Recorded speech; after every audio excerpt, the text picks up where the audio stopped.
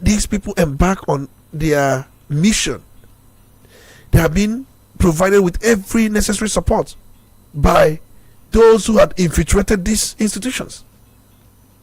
There's no way they do these things without them being in the know.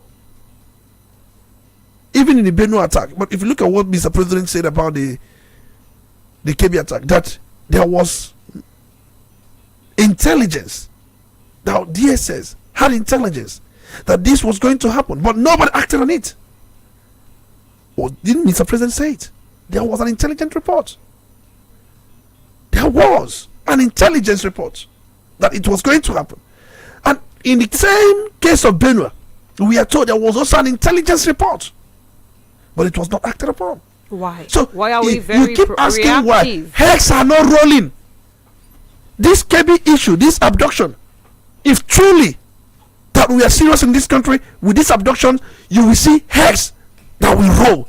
Those who we are either supposed to act or do one thing or the other, they could, heads will roll. How many times have we seen heads rolling? Heads rolling in the sense that people being dismissed from the service as a result of this kidnap incident, or some military commanders, top commanders, or those in the intelligence area, nothing happened. You know, when we do not met out the necessary punishment as a result of a particular thing, it will become a custom, it will become a tradition. There will be abduction, there will be kidnapping, there will be killing. Nothing happens to anybody. Nobody takes responsibility. It couldn't be because if you have to say that these people will take responsibility, they will tell you they don't have what it takes to fight these people. Other issues will start coming out. They will tell you, yes, we had this intelligence report, but we couldn't do this because of this, because of that. So it boils down to quite a lot of things. So the issue remains that it has become an enterprise. And look at what happened in Kwara State. I saw the video circulated. I don't know when the video surfaced. I don't know whether it's a new video or old video. People were worshiping in one of the Christian worship centers in Kwara State. The terrorists went into that very venue. They all ran away and they started collecting their bags. These terrorists came with different hoods. They covered their faces. The video is trending now as we speak. And it tells you quite a lot. And the same statement, Plateau, it happened. Benue, it happened. KB, it happened. And we are told that the Benue where this thing happened is the part that Christians have their numbers. Because I've seen this debate going on. Some people were saying that KB has a large Christian population, but that's true. See, what would we tell the US? We saw a reverend father that was kidnapped, a priest. We saw the video. We saw how terrorists moved into a church, and we are still saying there was no genocide or there is no genocide killing in Nigeria. And these people think they are not seeing all these things. Look at the argument going on in different parts of the country. Look at what is going on in US, and they are attacking Nigeria. Come on, I have said it many times. If we keep doing the same thing, hoping to have a different result, is the height of insanity. It doesn't take us anywhere. We are still where we are. What has changed between Buhari regime and this period? And I've heard argument that some people said, I don't know how true that is, but those who are making these projections, who are making these statements, you know, many of them have said that it was something, the Boko Haram was a creation of some northern politicians to usurp or to take over power from a Christian president. Oh well, there is how true? A tweet from the present president from 2014 is trending. A tweet where he said that Nigeria obviously has no government. I'm going to just read that tweet word for word. Everybody's saying everything that comes to their mind. How true could those tweets and all these things be? No, the president, Bola Tinubu, made this tweet on the 9th of September 2014. He said, the festering Boko Haram attacks on the northeast and massacre of innocent citizens is concrete proof that Nigeria has no government. And now questions are being asked. Do we still have no government? Because right under you, it looks like this same monster is still roaming amok, feeding off the citizens. If Mr. President will make such tweet at the time he made it, what has changed between then and now? He's the president. Question. So does it also mean that we don't have government? It's self-indictment, because he never knew that one day he may become the president. And well, he said it's his turn, so I bet he knows. No, even if he says it's his turn, he may be, for sure, just is a life dream for him, but he may not even know that it will come as quick as the way it came. Why do you say as quick as? How old is the president? Baby? The point is, he made that very statement when he made it, and look at the time frame between then and now. 11 years later, and now he's the president. So does it mean that we don't have a government? So what goes around comes around. That's the adage. Well, innocent citizens are paying for this thing going around, coming around, and the question is, at what point do we actually have people like us go to sleep with their eyes closed and not being afraid of being invaded, of being executed? At what point do we have soldiers go out there really to fight for a nation that they love, genuinely knowing that they have their backs covered, and not where they are out there protecting a cause, their backs are being made bare by the same persons who sent them on the same mission? While we are not looking at it so much, internal sabotage is a big problem, and until we have the political will to address it, regardless of whose ox is guard, Tony, I am afraid might just have the end of insecurity being very far from us. Remember I had said, if we are serious about fighting insecurity, let's not politicize it. Remove politics out of it, one. And secondly, we must give ourselves time frame to stamp it out. And politicians who are connected to all this insecurity, they must all not just be mentioned, but their heads would also roll.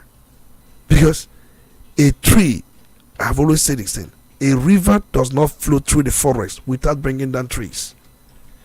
Many of them have their hands in some of these things that are happening. And we saw a House of Representative member negotiating with these animals. For me, these people, these terrorists, they're animals, standing behind them. And you saw how they were hanging their guns on their neck. The other time we saw a government negotiating with these people, and we saw how they drove in numbers. They rode on motorcycles, brandishing their guns, AK-47 rifles.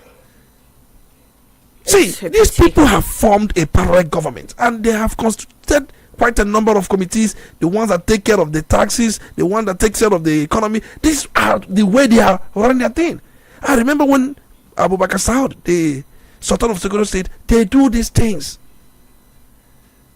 And you have seen where the whole problem is coming up from. We don't seem to be hearing more of this insecurity in Niger Republic again, or Chad. They have all come to Nigeria. What have we done? And this invitation or this movement where they are now in Nigeria, what does it also connote? Because they have a mission, they have targets. Nobody will tell me that these people, they are doing this for just the issue of kidnapping for ransom is way of getting funds or getting money to fund whatever they're doing, and they get funds from different places. So you say the porosity of our borders is an encouraging factor. But everything is now becoming a factor, because one, they have a mission. What is their intention? That is one. And secondly, for the fact that they do all manner of things and they face the kind of the soft resistance. I wouldn't say they face no resistance, because we've seen our military, some of them have also shown that they are capable. Many of them have died in the process. Know that we must also acknowledge that. We've seen our able men and women in uniform marching them, but we have seen some assaults somewhere. We'll make some steps forward, we go many steps backward. That's what we've been seeing. And there was a time we are told that there was their king leader, that this time around they are being pursued to their trenches, because before now they are allowed to attack, but now they are being attacked. The terrorists are being attacked by their military. But all of a sudden we ran out of steam. There was one of their leaders, one of their kingpins. There was a time the military displayed the picture, and they even announced ransom payment for anybody who could give useful information about how that person could be arrested. What happened to that? We've seen some of them being killed, but more that are being killed, they multiply. They are just like how do I, say it? Is the virus, they multiply in numbers. Where a large number of communities will subject themselves to this terrorism for whatever. Does it mean that one pays the man? There are many questions we would have to ask, and these people who are doing this thing, they have their representatives at the House of Rep, at the Senate. They have people representing them. How are these people putting in effort to make sure that everything needed to stamp these people out is also got from their locals? What effort have they been able to bring? It's not about being in Abuja. Abuja cannot be your home forever. Many of them have run to Abuja for protection. They cannot even go back homes. And when we say let's first and foremost start with state police, local government police, and then they said no because of one thing. Governors will misuse it. Is it not better that the governors misuse it so that Nigerians can sleep? Is it not better that way? But security, which is one of the primary responsibilities of government, is now being used as a political bait. They will misuse it. We are not ripe for it.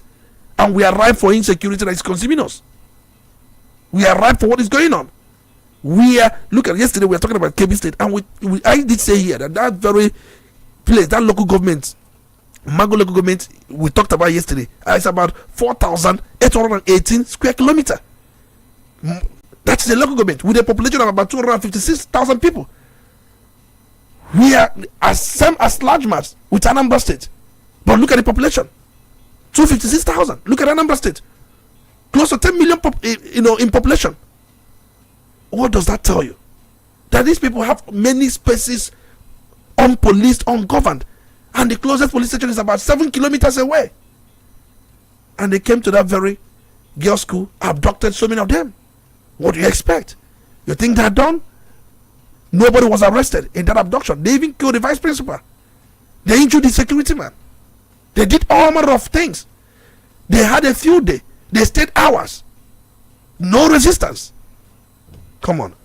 We are not serious. We really need to get serious about tackling insecurity. It's festering, and it's really sad that while we stay here, it looks like it hasn't really gotten to this part of the world. But people in the Northeast, if you talk to them, you'd cry. These people are not having it fair, and it's really not fair that in a democracy, in a nation where there is freedom of worship, people who decide to be a certain way are constantly targeted, and all manner of harm unleashed on them. We hope that the Nigerian government sits up and really tighten all the loopholes encouraging insecurity in the system. Of course, let's go over to some other matters. Two on our desk, and then we open up the phone lines. Tony, quickly, let's look at Cardoso's statement yesterday. We have the highest increase in our foreign reserves in the past 7 years, about $46 billion, if I'm not mistaken. Now, I need to be very sure about the figures. $46.7 billion. That's what Cardoso said yesterday. 7-year high. And yet, look at what our economy is like. So we are having this.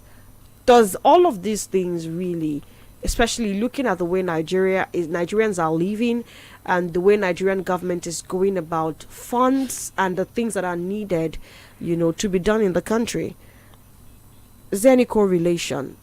Is there any balance, so to say? It's good that we made such announcement, and the announcement coming from the Central Bank of Nigeria that the foreign reserve has risen to that figure, 46.7, about 7-year or high. So it is good. It's a sign that the economy is actually getting better. But the truth remains that many Nigerians will ask, how does that foreign reserve increment better their lives? How does it affect their lives? But remember, when we talk about foreign reserve, it's important to also note that the reserves are the total external assets held by a country's central bank.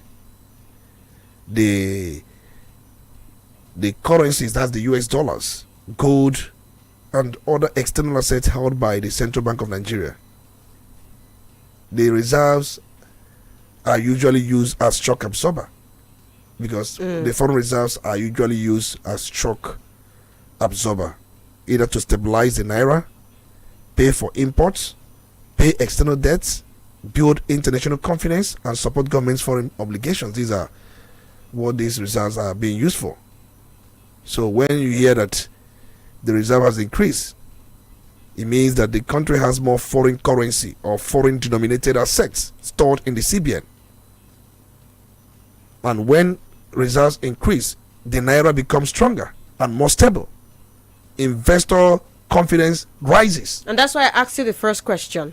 Can you really see a balance? It is one thing for there to be a balance on paper. It's expected that the naira becomes stronger. Looking at the purchasing power of the naira, would you adjudge it to be stronger?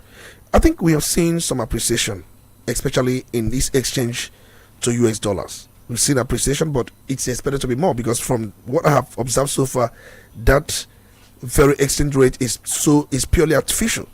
It is not true reflective of what it should be. But we know that countries use these foreign reserves to make it to be a reflective of the economy.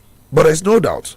Remember, we've seen the reduction in the crude imports, no doubt, thanks to Dangote refineries, and that has also made us to save monies that ordinarily could have used to import these products.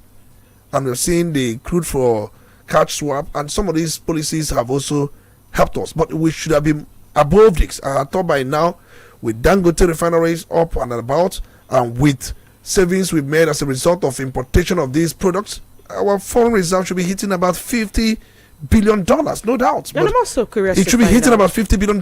There's no doubt. I'm also curious to find out the stability of this and the sustainability. I mean, it's one thing for us to be at this 46.7 right? Yeah. $billion in our foreign reserves. Yeah, 7-year high. But looking at the lives of Nigerians in the last 3 years before the President Bola Ahmed Tinubu took over, two things I'd like to point out here. While this is quite high, let's look at it with this is 2025 in juxtaposition to what it was at 2022 and how Nigerians lived, because foreign reserve being high is supposed to like one stabilize economy. Good, we have fuel supply in close to an abundant level. There is no scarcity, but like I asked earlier, are Nigerians living like a people that have this stability? One. Then secondly, is this something we can sustain, or are we simply postponing doomsday? Because if this cannot be sustained, it means that at some point that big crash is going to happen and Nigerians are even going to fare worse. We're already faring bad, let's not forget. You want me to go strictly into economic matters or economy? But yeah, you know, just give us the concrete answers in a quick succession. The truth remains that we have a small economy, there's no doubt. And having such small economy with this, foreign reserve increasing, it does not give us all that you may think or may want. It doesn't give us that. And just like I've always said, we have had foreign remittances, no doubt, because it's one of the things that also add to our foreign reserves. When your brother abroad brings in money for one project or the other in Nigeria, it adds to our foreign reserve. So we must also acknowledge that we have about $20 to $25 billion yearly as foreign remittances. But just like I've always said, we've seen our exports increasing, at this time around non-oil exports, and we can make do with a number of human resources we have in this country. We run a very small economy, and that's why we still have negative indices in so many areas. In terms of infrastructure, Nigeria, let me say this, if you don't know, we have over $1 trillion infrastructural deficit. $1 trillion. What's the GDP? You have a GDP of about $180 billion, and you're having over $1 trillion infrastructural deficit. If we decide to borrow $1 trillion, even when we know that no lender will give us that money because of issue of sustainability and so many other things, because that's how these countries like Singapore become what it is today. They borrow to build everything, build their infrastructure, the world-class airport, they build the economy, build their energy sector, everything. That is why if you look at their debt and possibly look at the asset, they will be in the positive. But if you just look at the debt, you have to compare it to the GDP ratio. So the truth remains that we are running a small economy. We are not seeing tomorrow. We are not seeing what other leaders are saying. So being that we are running a very small economy and we have a foreign reserve, it's a paltry money compared to foreign reserve of different nations. If I tell you foreign reserve of different countries, you will marvel. So having just 46 points, just why we are even celebrating is because of where we are coming from, not where we should be, not truly where we should be. So government must do quite a lot, bring investors, because if we have investors who are coming, when investors buy Nigerian stocks and all that, that's foreign direct portfolios. But the main issue is based on our own modest calculation. It seems that we are just crawling like a snail. That is it. But we have what it takes to open up this economy, and insecurity is one of those things holding this economy back. All right. If we deal with insecurity, the entire North will give us more than 100 billion export in agriculture. Absolutely. But are we looking that ways? And let me say this: we can borrow and even look at how to make it a reality, but nobody is looking at that way. We are so fixated to our myopic view about future. I don't want to go strictly deep into the issue of economy, but let's leave it at that. Okay, Tony, one final question before we go on this commercial break. What do you think of the reps' move to reduce the age for running for governorship and the senator offices to 30 years? Looking at realities on ground. It should be. I don't have a problem with that. That's what it should be. Is that what we should be looking at? Or looking at the cost of running for political office, making sure that we slash it The down. most important thing is our electoral system. We have a very weak electoral system. So it's not about age now. It's not about age, but it's part of the whole thing that we're gonna look at collectively. It's not something we single out. It's not just our problem. That's not our problem. So the problem is cost of governance and then weak electoral institutions. Restoring confidence in our electoral system, where people will see it as their own thing. Nigerians see issue of voting, participating during electoral issues as their thing, not our own thing, because they know how they do it and get into it and get away with it. So we have a long way to go. All right, then we have a very long way to go, and we are hoping that in the coming days, young people like myself who have what it takes to make the difference, have a system that encourages that. What we run presently only encourages the money bags to be in political offices, and that's the truth. We take a break at this point, attend to some commercials. When we come back, the phone lines will be opened. Still the Polity on Udala Radio 104.7 FM. Keep it locked. Udala Radio 104.7 FM.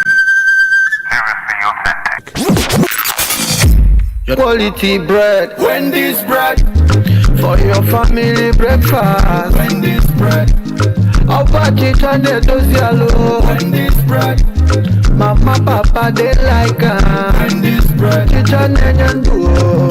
Wendy's bread, even children they like Wendy's bread, Wendy's bread, and in town. Wendy's bread, it get it better, tasty, we go sweet your belly. Wendy's bread, Wendy's your bachichoma.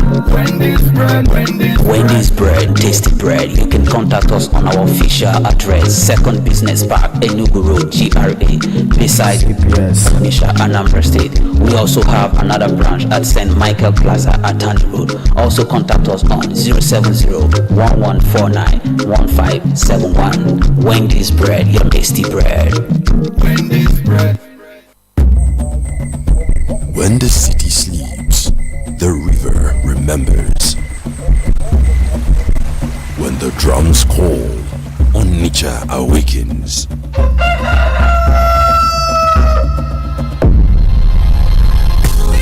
This December, the call grows louder as Udala Radio joins forces with the Golibe Festival 2025. From December 26th to New Year's Day, the heartbeat of the East comes alive. Music, laughter, art, culture, and the unstoppable joy of homecoming.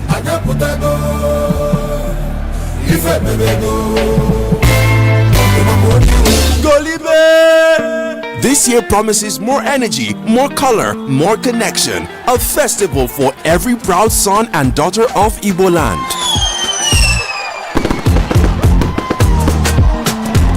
Stay tuned to Udala Radio, your front row seat to the celebration that never fades. Golibe Festival 2025. Exclusive media support by Udala Radio.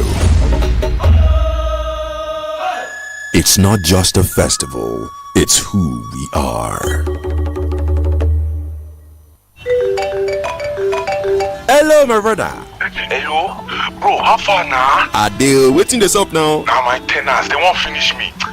They don't pay rent. Wahala every day. Papa, the way you get supposed to give me joy. You don't do wahala. Yeah, my brother, you need to upgrade to A sharply. Guy, another agent I beg, I don't want. Agent that they are wahala and 5 and 6. Sure, you never try Assoja Assets now. The best firm in property management. See, since I carry my houses, give them. Nah, so I they enjoy peace of mind like this. Them they handle rent collection, tenant screening, maintenance, everything. I just they relax, they watch my investment, they grow like this. You know me now. You mean I avoid all these finish with tenants?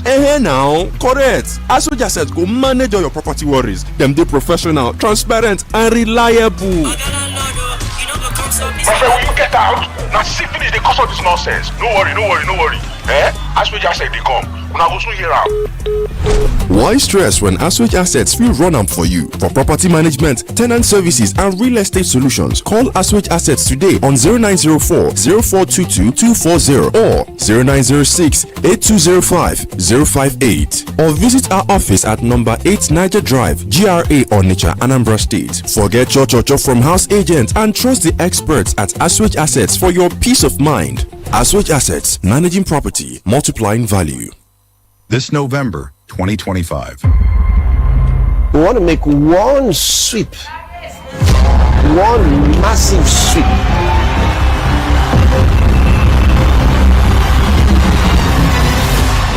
A massive one night crusade. It's going to be huge. Christ Embassy specially invites you to Night of Bliss with Pastor Chris. Date Friday, November 21st, 2025. Time 6 p.m. till dawn. The venues are 1. Justice Chuba Ikpeazu Stadium, Oka Road, Onitsha. 2. Godwin Chebe Stadium, Zix Avenue, Fega. 3. Sir White Field, 153B Ezeweka Road, Awada Obosi. All in Anambra State. Free bus transportation available at major bus stops. For more inquiries, please call 0810-540-8081. God bless you. You're listening to Udala Radio 104.7 FM. Seriously authentic. You're listening to the Polity. Get involved now. Time for us to feel your pulse. Get involved. 0803-221-6973, 0803-827-6694. You've got a minute 30 seconds. Go straight to the point. Turn down the volume on your radio set. Be as objective as possible. Let's do this. Hello, good morning. Hello. Good morning. Thank you very much.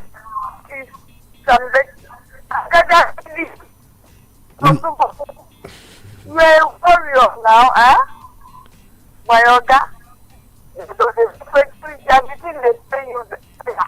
Can you please move around? We can barely hear you. I think the network is not very nice from your end. Is it okay? Yes, let's do that again. What's your number you're calling from? Thank you so much. Thank you, my dear. I think in our countries, we are in a dark strait. We know that. It's been long coming. And when we talk, what comes to mind and gives me a nightmare is the Arab Spring.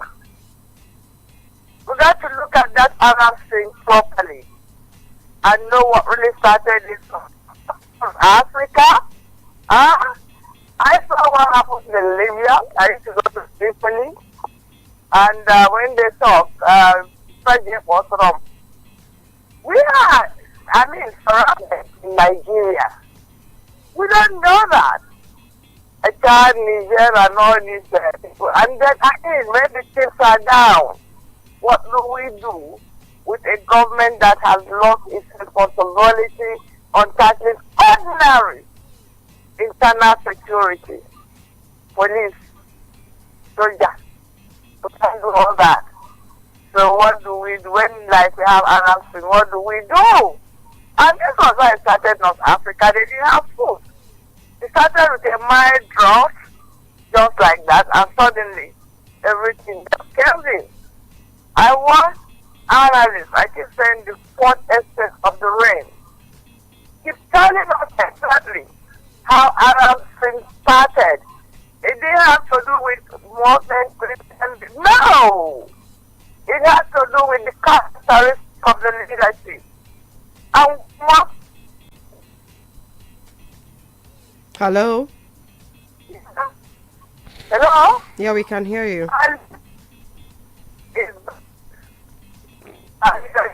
Bad.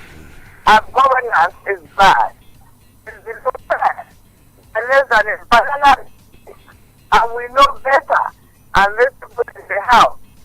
Say that money. Sometimes you get to say money does not tell you.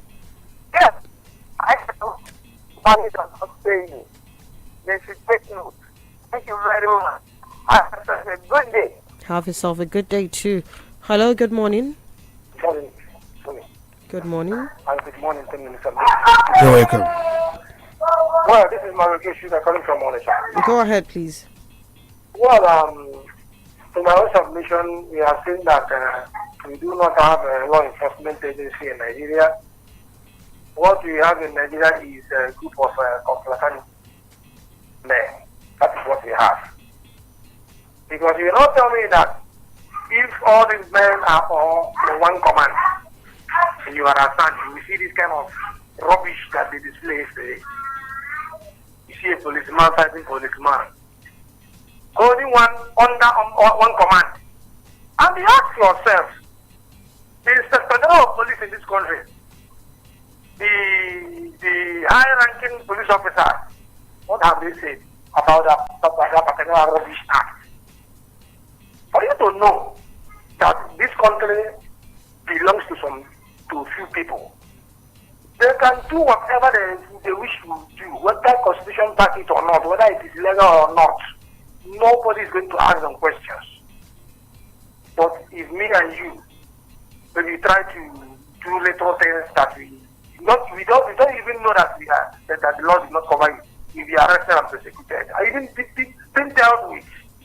That is the country that every day they will tell me to be praying for. Well, I don't know what to say much. But I'm believing that Wike is learning his lessons. Because if not with what happened the other time, he would have not been there after. He himself, I know who he is, he would like to come out himself to be doing that so that people will be seeing him. But the little disgrace is still before him. So he is now hiding from his shame. Well, that is a good one. But I want to advise this country. If we really want to succeed and to progress in this country, there are so many people who are not supposed to be in our law enforcement agencies, as in that particular office. So many people are not supposed to be there. That is what I want to advise them. Those people who their faces were saw doing those rubbish, as in let the Nigerian police sack all of them. That is a huge disgrace to us.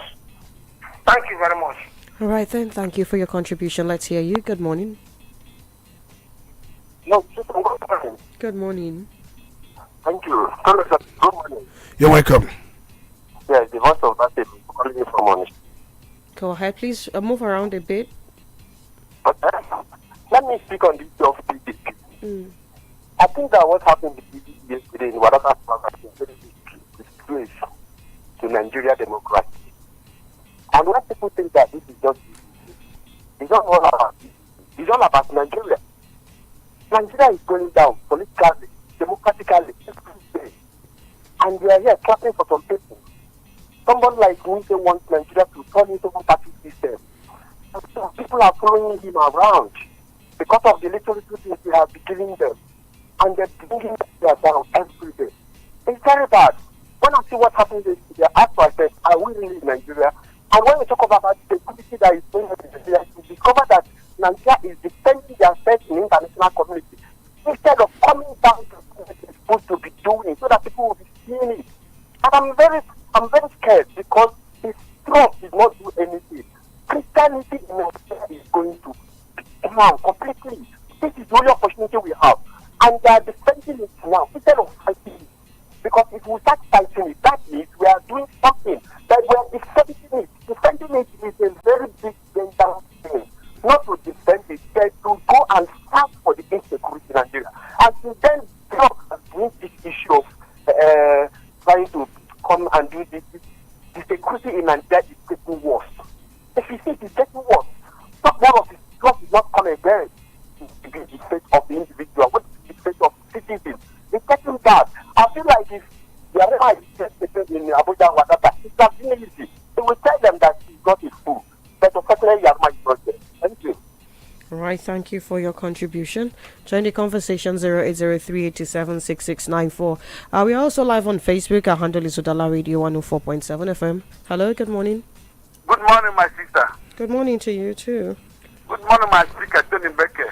You're welcome. It's good to have you. This is the voice of one of the Okoye from Ore Kingdom.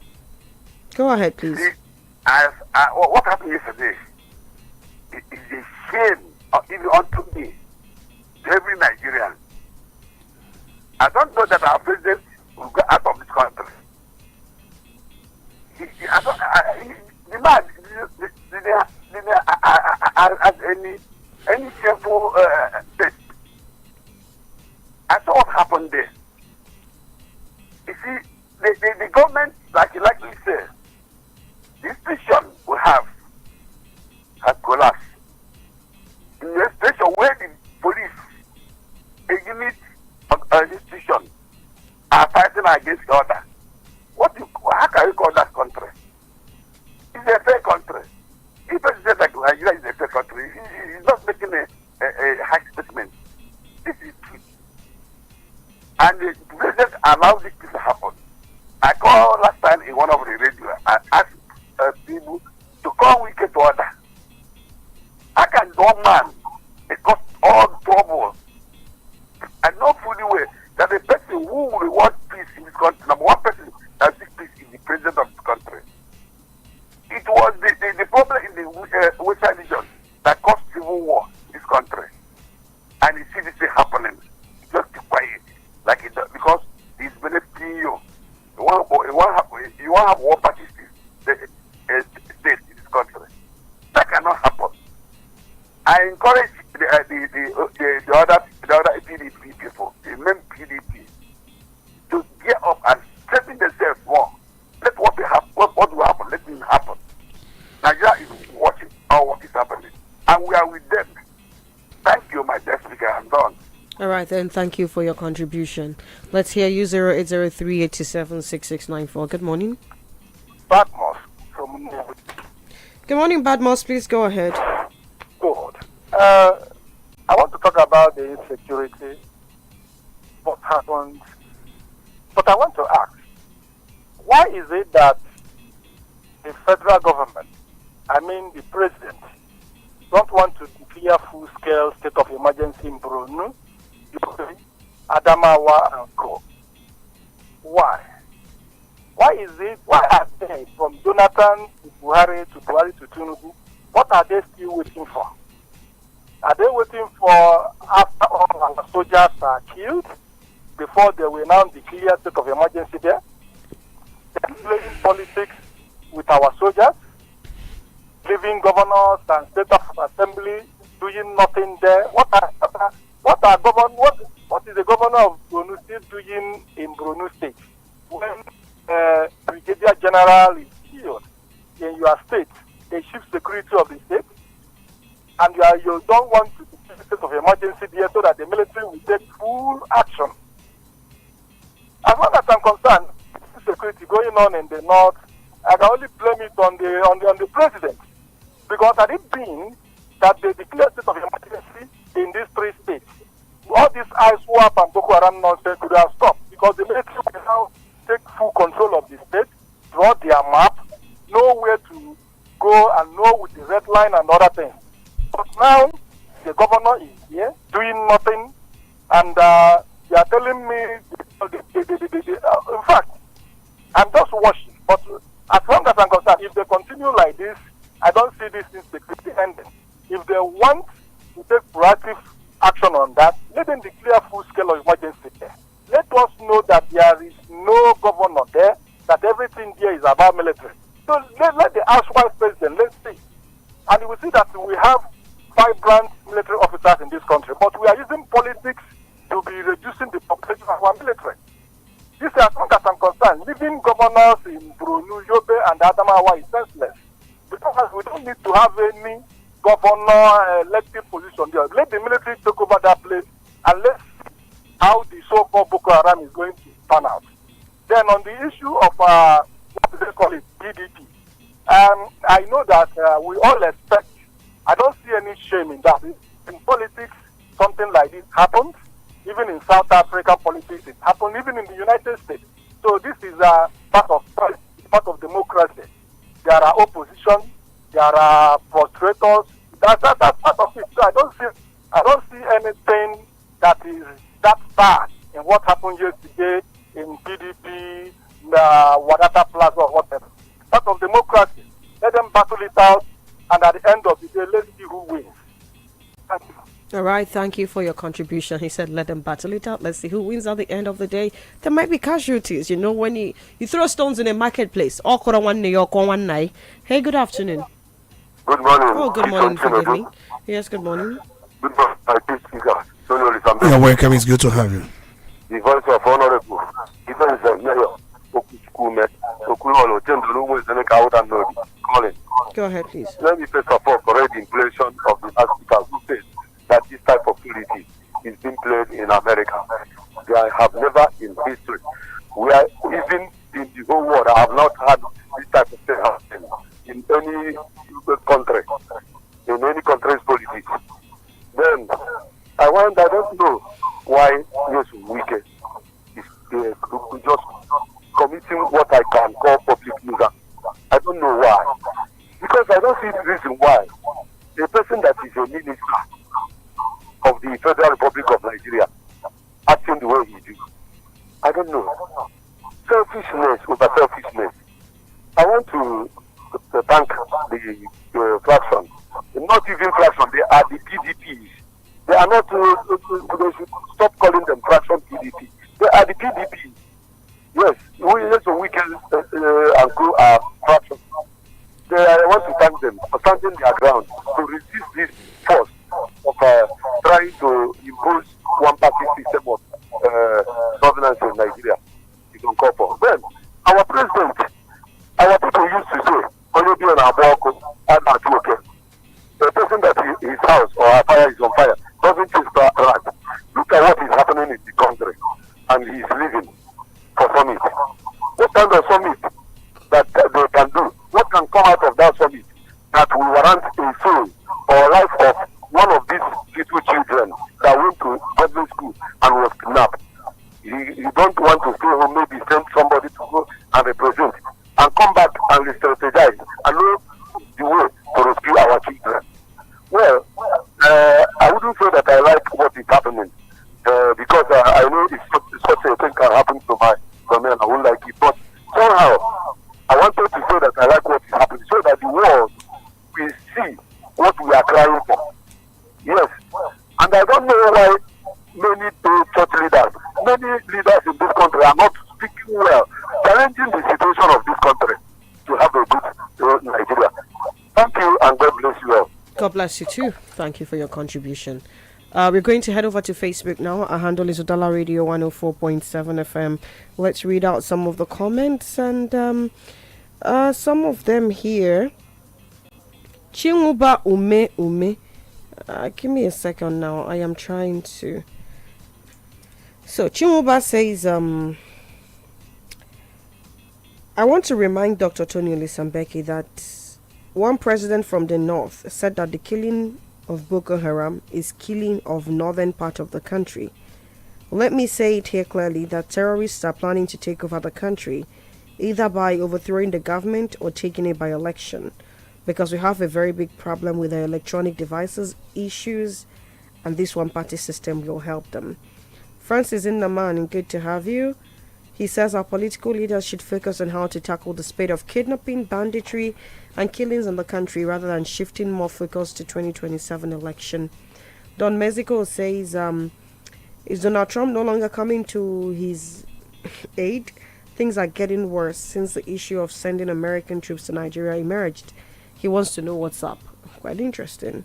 Ugochukwu Frank says, churches invaded, Nigeria is burning, schools attacked, girls kidnapped, yet no national address, no urgency. But a state of emergency was declared in River State instantly over politics. If terrorists can shoot for 40 minutes and escape, but citizens get tracked for tweets, then the problem is not capacity, it is priority. This government has failed. Chinwuba Omeyoka, I took your comment earlier, Ichi Billions. He's asking what is keeping Trump from sending American military to protect Christians in Nigeria. Bola Tinubu was doing fine in handling security situation, but Trump escalated the security challenges and has drawn us back to square one. How so? How did Trump draw us back to square one? He said Tinubu is buying military equipment from China. Donald Trump is should stop bluffing and come and fight in security in Nigeria. Suddenly Donald Trump know they talk again. At this point I'm a tad bit lost. Gochiko Frank says if tear gas has now become the new invitation letter for party leaders, then the PDP has bigger problems than internal disagreements. When leaders can't even enter their own secretaries without chaos, how can they convince Nigerians that they are ready to lead a nation? This isn't politics. This is a warning sign. PDP needs order, transparency and respect, not power struggles played out in smoke.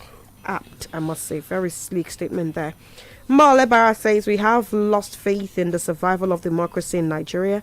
The country can hardly get it right if politics and party leaning become the only standard for driving a nation to success. Oluchi Chima. The shocking aspect of this entire incident is how ISWAP managed to pinpoint Brigadier General Uba's exact location, despite his reported sharing of it. Report says it was shared on WhatsApp. Many are wondering whether the terrorists intercepted his signal. The reality is that location compromise can occur in various ways. ISWAP employs spotters, informants, and basic signal detecting tools that can identify active phones and movements in the bush. If a high-value officer becomes isolated after an ambush and remains in one location for too long, insurgents can easily converge on the area. Chaos and slow communication can occur, creating gaps that the enemy can exploit. However, beyond technology, there is a border lesson to be learned.